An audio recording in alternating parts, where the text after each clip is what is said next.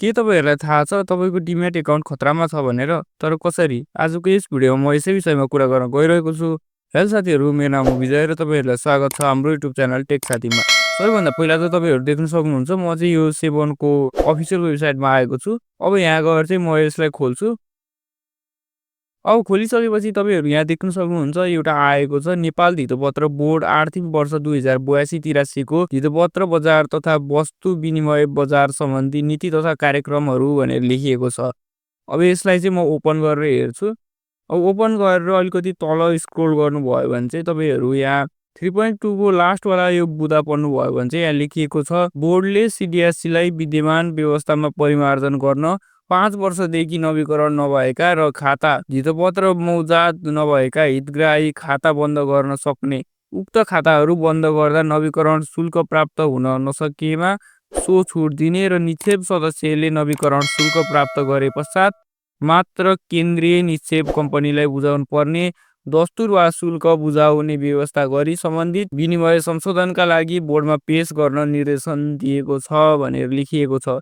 अब तपाईँहरूको अब खाता चाहिँ 5 वर्षदेखि नवीकरण भएको छैन भने चाहिँ तपाईँहरूको खाता चाहिँ यहाँ बन्द हुनेछ। 5 वर्षदेखि नवीकरण नभएको र तपाईँहरूको 5 वर्षदेखि सेयर पनि नभएको छ भने चाहिँ तपाईँहरूको खाता चाहिँ यहाँ चाहिँ बन्द गर्नलाई चाहिँ सेबोनले चाहिँ यो सिडिएससीलाई चाहिँ निर्देशन दिएको यहाँ देख्न सक्नुहुन्छ। अब धेरैको चाहिँ नेपालमा डिम्याट खाताहरू रहेका छन् र धेरै मान्छेहरू चाहिँ विदेशमा पनि बसेका हुन्छन्। अब त्यस्तो अवस्थामा कतिपय मान्छेहरूले चाहिँ अब यो रिन्यू गर्न बिर्सिरहेका हुन्छन् र कतिपयको खातामा सेयर हुँदैन। त्यस्तो अवस्थामा चाहिँ अहिले चाहिँ यहाँ अब नेपाल धितोपत्र बोर्ड सेबोनले चाहिँ अब सिडिएससीलाई चाहिँ अब यो अब 5 वर्षदेखि चाहिँ रिन्यू नभएकोलाई चाहिँ बन्द गर्न चाहिँ निर्देशन दिएको छ। अब यसमा त यदि तपाईँहरू पनि पर्नुहुन्छ भने चाहिँ तपाईँहरूको चाहिँ खाता पनि बन्द हुन सक्छ। त्यसैले चाहिँ यसमा चाहिँ तपाईँहरूले अलिकति विचार पुर्याउनु होला। र तपाईँहरूलाई यो अब डिम्याट खाता मेरो सेयर खाता चाहिँ तपाईँहरूलाई रिन्यू गर्ने कसरी भन्ने कुरो चाहिँ थाहा छैन भने चाहिँ मैले चाहिँ यो भिडियोमा भनेको छु। यो भिडियोको लिङ्क चाहिँ म डिस्क्रिप्सनमा पनि राखिदिनेछु र आई आइकनमा पनि राखिदिनेछु।